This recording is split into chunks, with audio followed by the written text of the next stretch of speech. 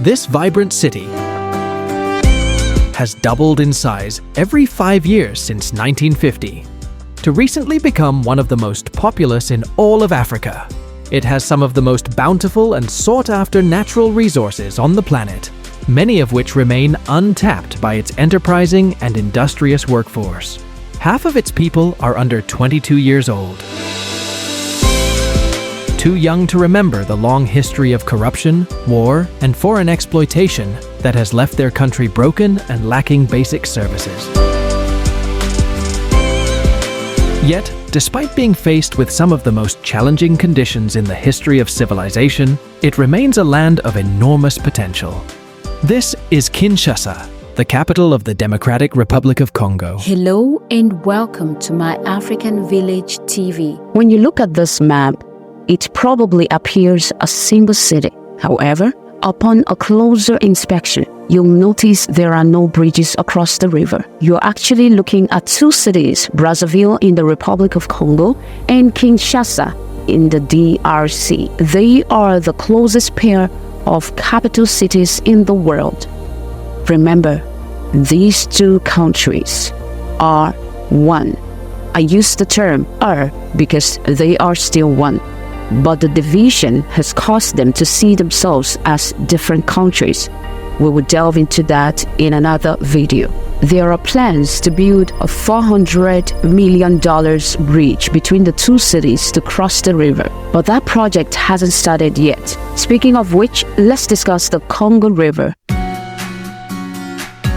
the future site of Africa's $80 billion mega dam. The Congo is one of the largest rivers on the planet, but it doesn't receive as much attention as it deserves. When people talk about giant rivers, they usually mention the Nile, the Yangtze, or the Amazon. While these rivers are longer than the Congo, length isn't the only way to measure a river's size. The Congo is the deepest river in the world. At its deepest point, the river bottom is 200 meters below the surface. To put that into perspective, consider the tallest buildings in Brazzaville and Kinshasa at 106 meters and 79 meters. You could stack these two towers on top of each other, drop them into the Congo River, and there'd still be room to spare. A few years ago, an extreme adventurer, Steve Fisher, managed to kayak all the way down the Inga Falls, but he almost drowned in the process. A few decades earlier, a team of French kayakers tried it too, and all 7 of them were killed. A staggering amount of fast-moving water crashes through here every second. In the context of hydroelectric dams, it is a lot of potential energy.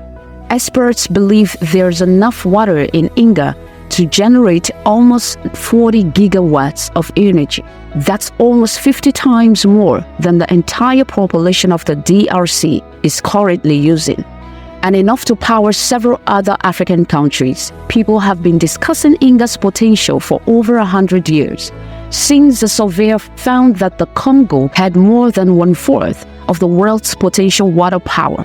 So in the 1950s, Belgium made plans to dam the Inga, but was forced to abandon those plans when the DRC gained its independence. However, the idea of damming the Inga Falls persisted. Fast forward a few years later, and the DRC's new government ordered the construction of a 6-turbine dam, known as Inga 1. A few years later, they ordered construction of an 8-turbine dam known as Inga 2. Together, these dams had the capacity to produce almost 2 gigawatts of energy, which powered important industries like copper mines in the country's south. However, Inga 1 and Inga 2 barely scratched the surface.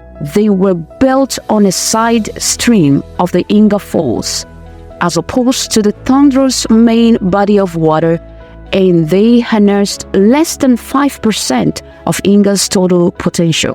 That was 50 years ago. Today, the capacity of the Inga dams is even lower. Inga 1 and 2 have degraded over time, and the DRC has struggled to maintain them. As we already mentioned, the project could provide electrical energy to other parts of Africa, and several countries, including South Africa and Nigeria, have already declared an official interest in paying for a portion of the Grand Inga's power. Currently, Inga 1 and 2 aren't showing any signs of collapse, but they are barely operating at 30% of their original generation capacity.